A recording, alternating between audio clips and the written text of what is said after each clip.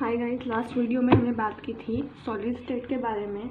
तो हम last video में 4th पॉइंट तक पहुंचे थे, तो 5th पॉइंट करते हैं। हमारा 5th पॉइंट है solids do not possess the property of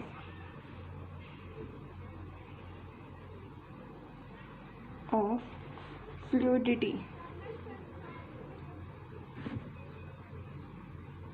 अब आप समझिए फ्लूइडिटी होता क्या है। इसमें लिखिए फ्लूइडिटी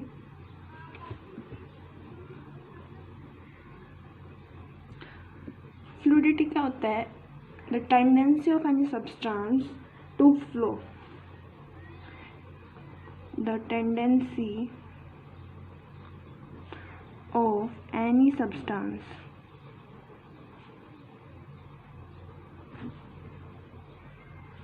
टू फ्लो। और ये फ्लूइडिटी किस में होती है? सॉलिड्स में नहीं होती, गैस और लिक्विड में होती है फ्लूइडिटी। अब इसका रीज़न क्या है कि इसमें फ्लूइडिटी क्यों नहीं होती? जो सॉलिड्स के जो पार्टिकल होते हैं वो कम्पैक्टली पैक्ड होते हैं, उनके बीच में इंटर पार्टिकल स्पेस होता है वो बहुत ज़्यादा कम होता है, तो less inter particle space reason हो जाएगा। Inter particle space. 6th point है हमारा solids do not undergo diffusion. आपको पता है डिफ्यूजन क्या होता है? हम पहले ही डिस्कस कर चुके हैं। तो इसका रीज़न क्या होगा कि सॉलिड्स में डिफ्यूजन क्यों नहीं होता? जो सॉलिड के जो पार्टिकल होते हैं, particles have high force of attraction, उनके बीच में फोर्स ऑफ अट्रैक्शन बहुत ज़्यादा होता है। हाई फोर्स ऑफ अट्रैक्शन का फोर्स ज़्यादा है, तो वो एक दूसरे को अपनी ओर अट्रैक्ट करेंगे, जिसकी वजह से वो आपस में मिक्स नहीं हो पाएंगे दूसरे किसी सब्सटेंस के साथ। लेकिन जो डिफ्यूज़न है वो कभी कभी हो भी जाता है, बट वो बहुत टाइम लेता है, बहुत ज़्यादा। जैसे अगर हम 2 आयरन रोड्स को टाई करके रख दें सेवरल ईयर्स के लिए, तो आप क्या देखेंगे कि दोनों जुड़ जाएंगे बहुत ज़्यादा। जैसे 10-15 साल रख दें टाई करके, तो ये दोनों जुड़ जाएंगे।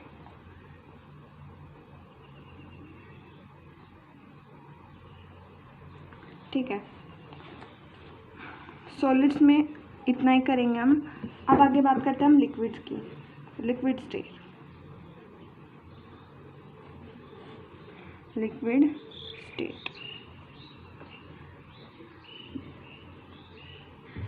स्टेट में हमारे पास क्या है?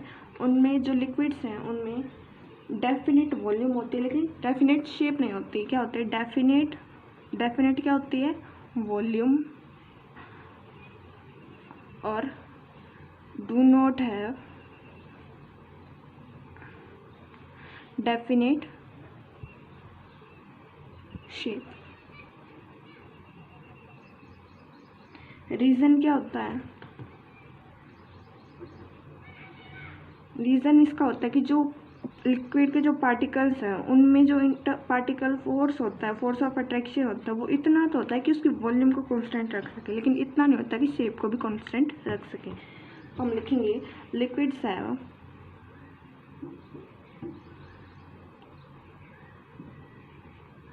Strong force of attraction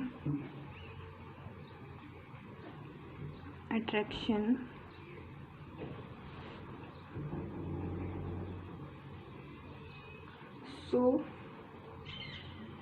they have definite volume, but these forces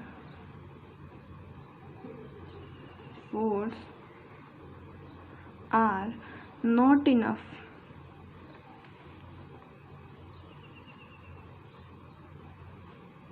to maintain their shape.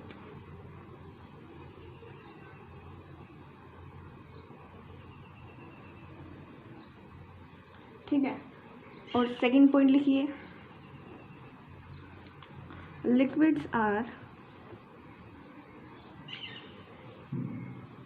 Not rigid. Rigid के बारे में भी हमने बात की थी।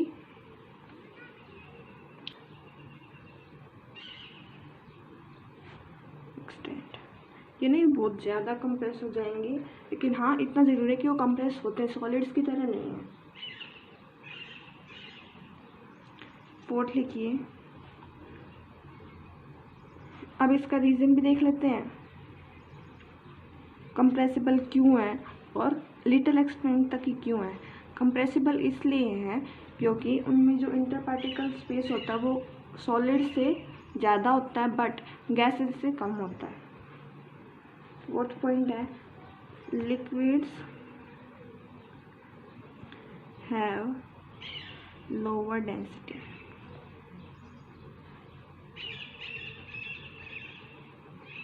Then solids. ऐसा क्यों? लोअर डेंसिटी क्यों होती है सॉलिड से? क्योंकि उनका जो किसका, लिक्विड्स का inter particle force of attraction solid से कम होता है, सॉलिड से कम होता है। अब हमने यहाँ बताया था कि फ्लूइडिटी, लिक्विड्स में फ्लूइडिटी होती है, इसको भी लिख देते हैं, liquids have tendency to flow. और सिक्स्थ पॉइंट हमारे पास है, लिक्विड्स अंडरगो